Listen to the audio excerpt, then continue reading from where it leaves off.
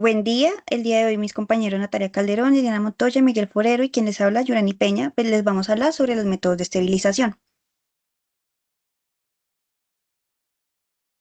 Pero empecemos por saber en qué consiste esto.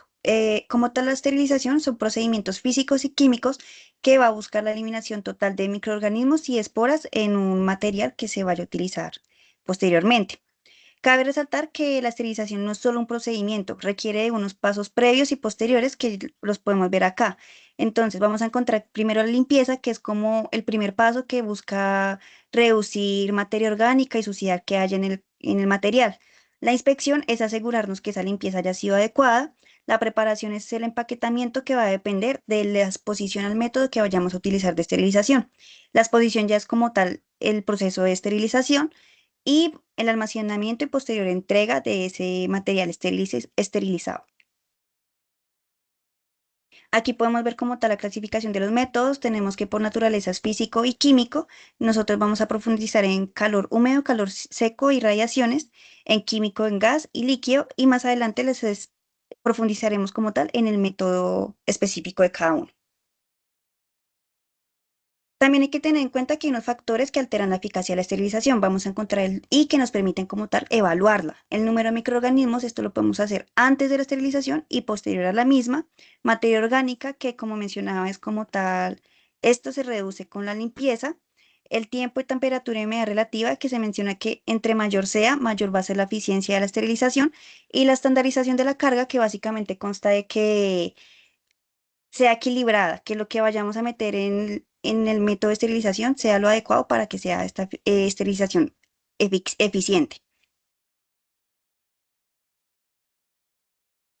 Ahora, aquí algo para tener presente importante es que casi siempre los métodos bueno, los implementos que esterilizamos son de uso crítico, es decir, aquellos que tienen un contacto estrecho con el paciente, como aquellos que se introducen en el torrente sanguíneo, como lo son agujas, sondas, entre otros. Seguimos con los métodos físicos, entonces como mi compañera mencionaba, el primero es el calor húmedo. Digamos que este es un proceso de esterilización donde el agente esterilizante pues es el vapor de agua. Y para que se dé esta esterilización se debe llevar a cabo la interacción entre tres factores que son tiempo, temperatura y presión, y este proceso se hace por medio del autoclave. Y digamos que es el método por excelencia, pues es el más usado.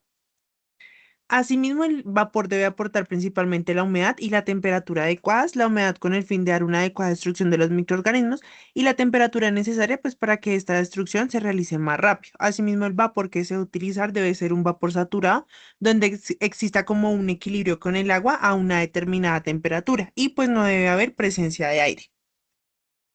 Asimismo, el mecanismo de acción por el cual se destruyen los microorganismos, digamos que son diferentes procesos que al final lo que dan es la desnaturalización y coagulación de proteínas.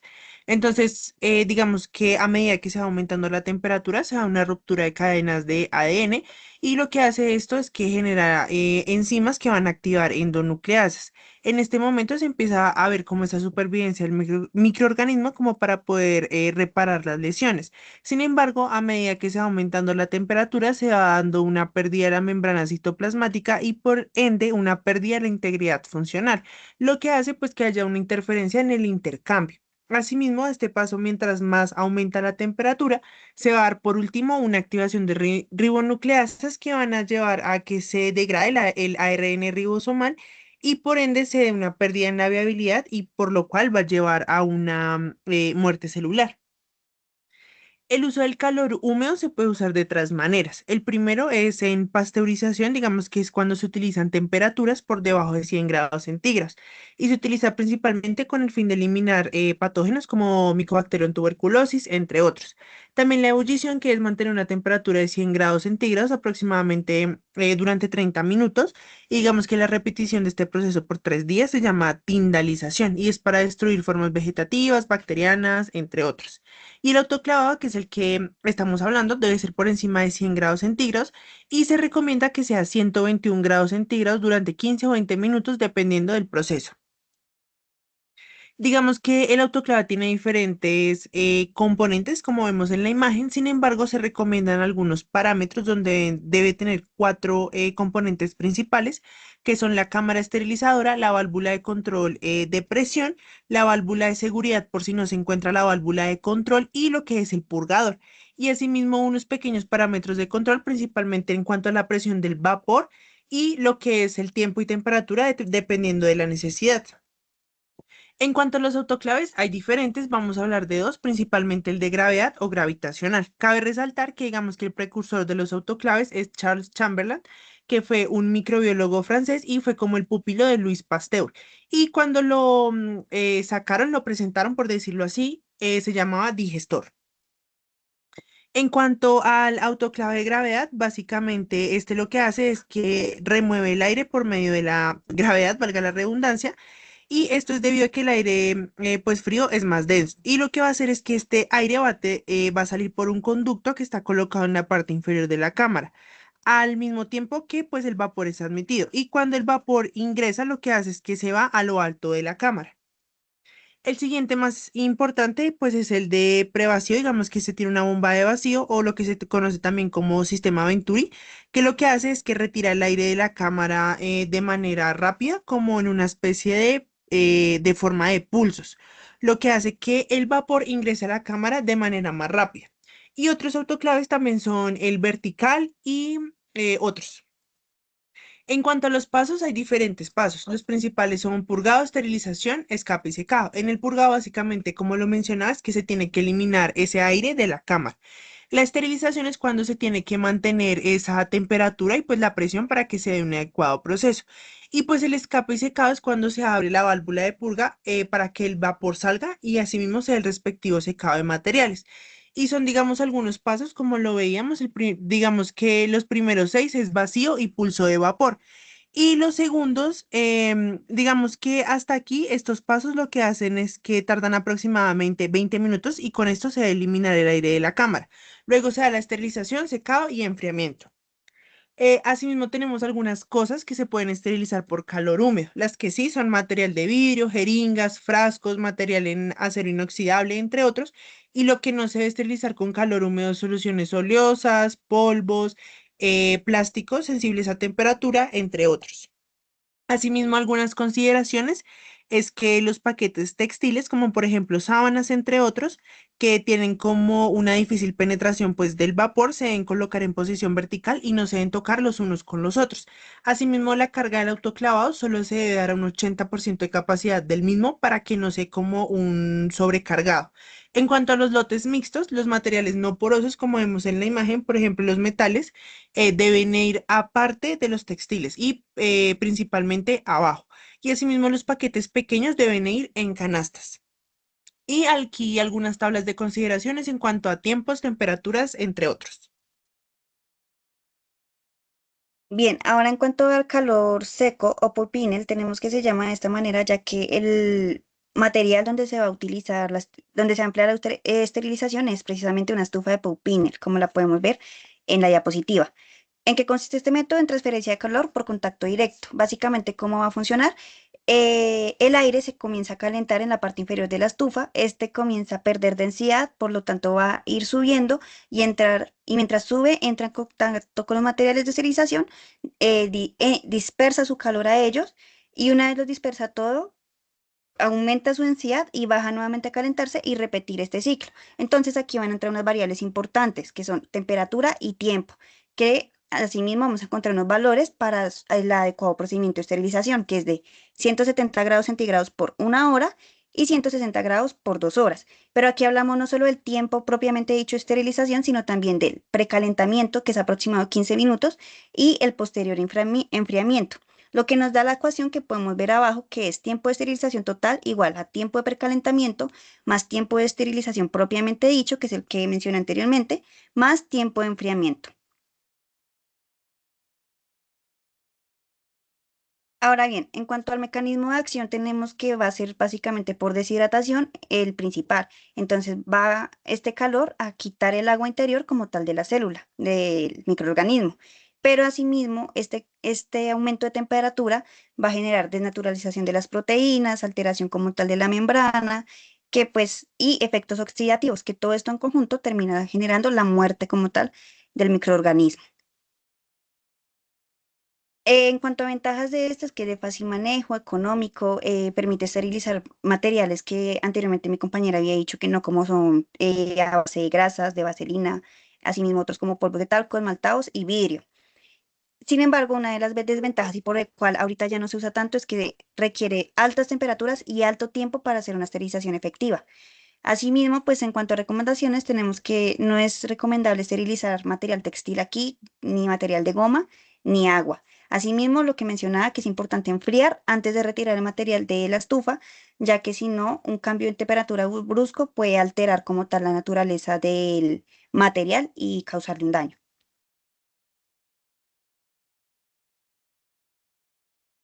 Seguimos con los métodos químicos. En estos entran pues el gas de óxido de etileno, que está en estado gaseoso. Em, para esto entonces hay que utilizar una cámara de esterilización automatizada a una temperatura de 35 a 55 grados centígrados y a una humedad de 40 a 70% de humedad.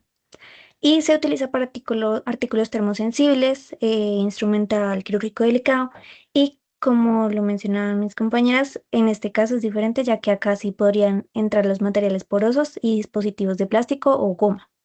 Este entonces es tóxico y carcerígeno, entonces requiere una aireación prolongada de mínimo 12 horas para eliminar residuos antes de su uso. El proceso por el cual actúa es que básicamente este destruye microorganismos por alquilación, por lo que reemplaza un átomo de hidrógeno por un grupo alquilo y así pues evita el metabolismo o la reproducción de las células.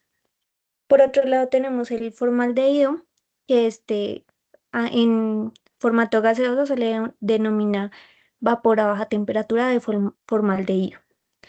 Em, Se utiliza entonces como alternativa al óxido de etileno para material termolábil al 2% en una temperatura de 50 a 65 grados centígrados, igualmente con equipo especializado. Sin embargo, es también es cancerígeno, por lo que hay que evitar exposición del personal principalmente.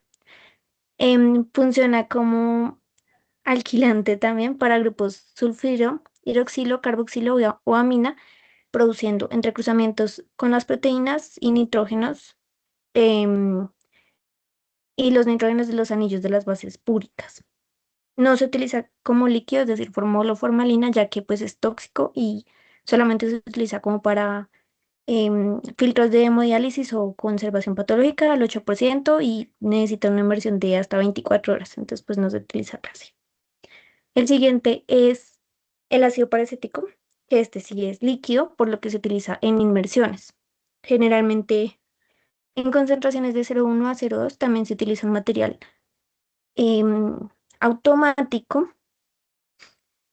Sin embargo, este tiene ciclos cortos, es decir, de 18 a 30 minutos, por lo que pues se utiliza bastante.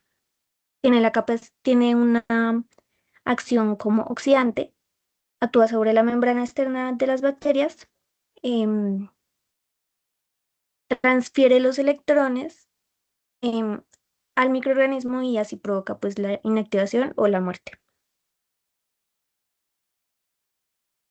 Tenemos por otro lado el peróxido de hidrógeno. Este pues es poco utilizado ya que comercialmente no se encuentra tan fácil. Sin embargo, se utiliza de manera líquida o plasmática. Líquida se utiliza entonces a una concentración del 6%.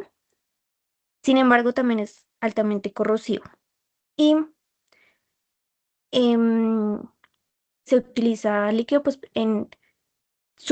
sumergiendo el material por 30 minutos, de 6% a 7,5%. De manera plasmática se puede utilizar por medio de un artefacto o una cámara, que es la que vemos a la izquierda, donde esta coge el químico y lo vuelve a estado plasmático por medio de una solución al 58%. Esto entonces actúa con la producción de radicales libres de hidroxilo, que altera pues los lípidos de membrana, el ADN y otros constituyentes celulares.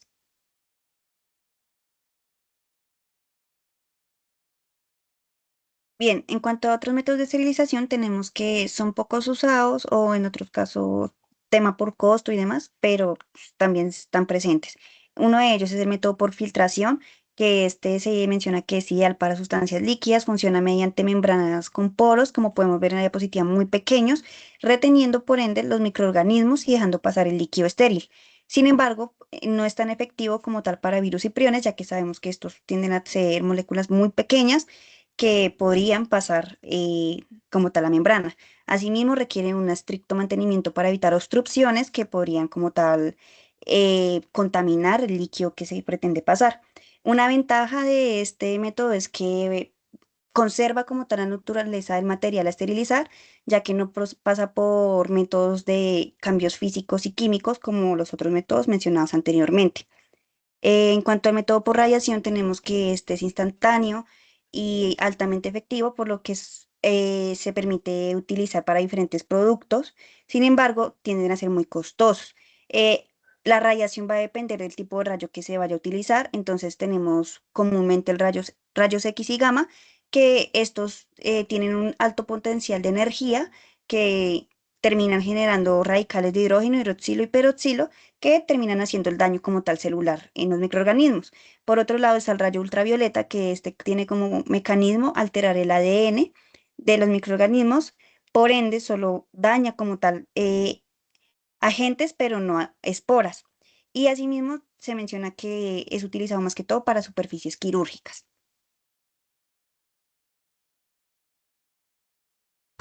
Listo, ahora hablaremos de los controles de esterilización, en donde principalmente evaluaremos controles de calidad específicos del ciclo de esterilización.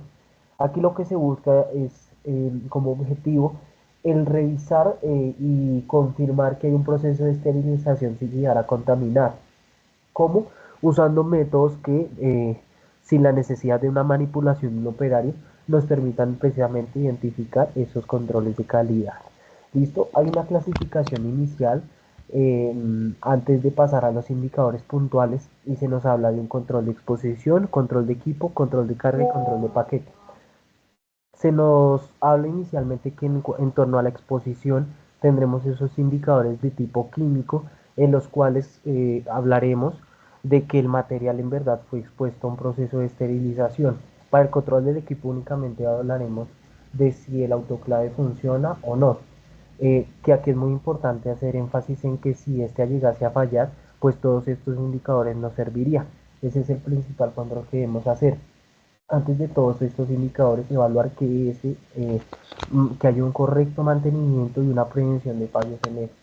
En cuanto al control de carga, es evaluar indicadores biológicos y la carga del autoclave.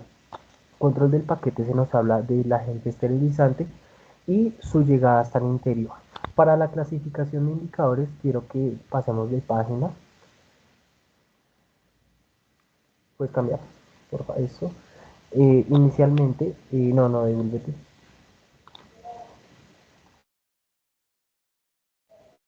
Los indicadores físicos o electrónicos y mecánicos, lo más importante es que estos únicamente van a evaluar lo que se puede identificar del equipo esterilizador o el autoclave, ¿no? Aquí, ¿cómo se medirán estos parámetros? El operario va a medir temperatura, presión y tiempo mediante cualquier elemento que se le permita pues hacer un manejo de estos parámetros. Aquí usaremos manómetros, termómetros, pantallas digitales o registros que también lleven el uso de gráficas. Hay tres pasos muy importantes para este proceso y es que el operario tiene que hacer antes del ciclo, durante el ciclo y después del ciclo. Antes del ciclo tiene que verificar todos los procesos de trazabilidad, como es ver la fecha correcta e identificar que el equipo esté funcionando, como ya lo había mencionado anteriormente. Durante el ciclo hablaremos de que el operario tiene que verificar temperatura y tiempo, dos variables importantes. Y después del ciclo únicamente el operario tiene que revisar es que todos estos parámetros, ya sea temperatura y todos los medidores, estén funcionando adecuadamente y se hayan cumplido unos rangos específicos. Pasamos a lo que es el control químico, subdividido en dos partes importantes, el interno y el externo. Recordemos que esto deriva de un control de exposición. En cuanto al control interno, se nos habla de que se verifica mediante tirillas que van al interior del paquete, perdón, y nos van a medir esta parte interna. Y para el externo son cintas adhesivas que evalúan toda la parte externa del paquete. Aquí se va a hacer énfasis en algo muy importante, y es que todos estos se fundamentan bajo sustancias químicas o también como conocidas como termoquímicas, que evalúan precisamente parámetros que indiquen que se inhibe el crecimiento de microorganismos. No, por eso es unos indicadores que se nos hablan de paquetes potencialmente estériles, porque no son indicadores que haya una completa esterilidad, precisamente porque no miden microorganismos, sino miden ese entorno en el cual sería desfavorable el crecimiento. ¿Qué resultados tenemos? Fallos en el indicador o que vire bien. Virar bien es que haya un cambio de color, entonces el paquete es estéril. Si hay fallos, hay que devolver a la central de esterilización y hacer dos pasos específicos. En el primero, devolver a la central, reempaquetar, reesterilizar. Y en el segundo, que precisamente los de la central de esterilización verifiquen todos estos indicadores físicos y que estén funcionando.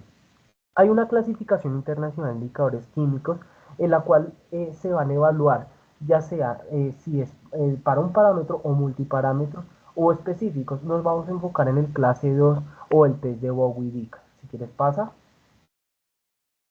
Este test de Bowie-Dick es muy importante porque se fundamenta bajo si se usa para autoclaves de prevacío o autoclaves de desplazamiento, en los cuales no se hace uso de este tipo de test. ¿Por qué? Porque en esos autoclaves de vacío el aire debe eliminarse completamente. En caso de que este quedara, el vapor no tendría una buena penetración. ¿Listo? Entonces, pues no haga esterilización claramente. Aquí lo más importante es que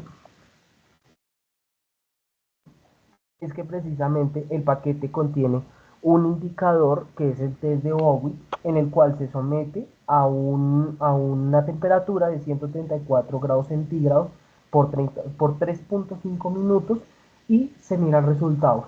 Si hay una coloración uniforme de ese test de Bowie, se nos hablará de que hay un completo cierre hermético sin presencia de espacios de aire que impidan que el vapor dé una esterilización adecuada. Entonces, hay esterilización. Si es incorrecto, veremos manchas o cambio irregular como lo vemos en la imagen y nos indicará de que hay presencia de aire y tenemos que ver qué está pasando con el equipo. ¿Pasa? Ya para el control biológico, es el único que nos da una conformación de esterilización real. Usa microorganismos, principalmente sus esporas, de cuales enfoquemos en el Geobacillus Aerotermophilus, que es el uso de autoclave. En el caso del Bacillus atrophaeus, únicamente lo usaremos para métodos sin vapor, como el calor seco o el óxido de etileno. En el caso de estas esporas, lo que se hace es que entran al ciclo de esterilización y la muerte de las mismas nos dirán si hay una esterilización adecuada o no la hay. ¿Dónde se ubican? En estos sitios de difícil acceso del vapor principalmente. Hay 4 pasos y es paso 1, la esterilización, en donde precisamente se coloca el indicador dentro del material y se hace el ciclo normal. En la activación se rompe esa ampolla interna que va dentro del material y hay contacto entre el medio de cultivo y las esporas. Aquí se entra lo que es la incubación, en donde a 56 grados centígrados en el autoclave se deja durante 48 horas y se esperan resultados.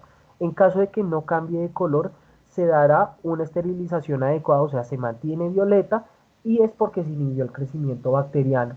Si hay un cambio de coloración a amarillo, como lo vemos acá, es un control en el cual se habla de que hay un fallo en la esterilización y se debe seguir protocolo, que es informar, retirar todos los paquetes del lote, reesterilizar y hacer una contraprueba hasta que tiña o mantenga esta coloración de tipo violeta.